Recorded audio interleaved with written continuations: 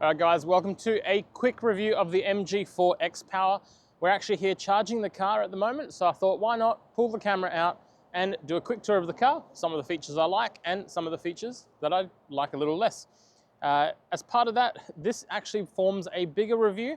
So if you see some of this content in the main review, which is our 950 kilometer trip down to Sydney and what the charging times were and how much it cost, then that will let you know why you're seeing some of that footage as a double up, because we're actually charging the car right now to start that journey and that trip. So without further ado, let's get into the car. Styling in the front of the car. These daytime running lights are absolutely stunning. It makes it look very aggressive. The front of the car is aggressive, and even in the rain, it looks like it's about to do something fun and exciting. Being all-wheel drive and having a ridiculous amount of power, this car gets you 0 to 100 in 3.8 seconds, but also incredibly stable in wet and rainy conditions like you can see that today is, thanks to the all-wheel drive nature of this particular car.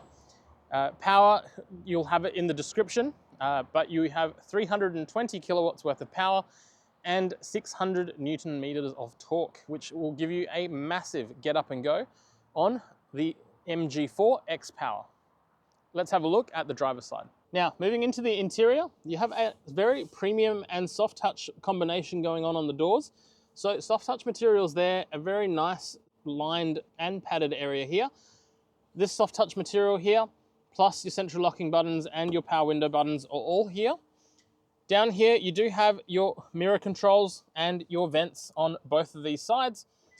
Plus the other side to this as well is your steering wheel is height and reach adjustable as well. So it goes up and down, plus also reach as well. In terms of rear seat storage capacity and space, you have pretty decent rear seat legroom, a little bit of space underneath the actual front seat in case you have a little bit longer legs.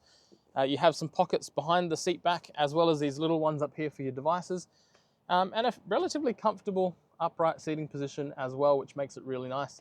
Soft touch materials on the doors, and this here misses out on that nice soft felt lined material from the front, but it does get a textured plastic finish at the top rather than a harsh plastic like the bottom. All in all, the back seat area is actually a really comfortable place to be in the MG4, and for long trips I could see people being comfortable in the back of this car without a problem. Let's have a look at the boot. In terms of the back, you get these nice textured designs in the actual rear brake light fit out. So in here you get these little patterns that are all lit up at night. So when that back light is on, all of these light up and look really, really smart. The hatch is manual opening, and you get a pretty decent amount of space in the back here. As you can see, I've got everything from charging cables to the vehicle to load cables. Everything is here ready to go, plus my Type 2 to Type 2 cable as well. The back seats do fold flat, and you do have the child tether points directly behind the seats to make sure that you don't lose out on any boot space, plus the 2 ISOFIX ports in the front as well. So with that, that's my quick thoughts on what the MG4 XPower is like. Highly recommend you actually go and take one for a drive, because they're incredibly underrated as electric performance cars in the market. And this month, for example, they're as low as $60,990 drive away, which is a lot of car and a lot of value for a car that can go 0 to 100 in 3.8 seconds. So highly recommend, take one for a drive, test it out and see what you think.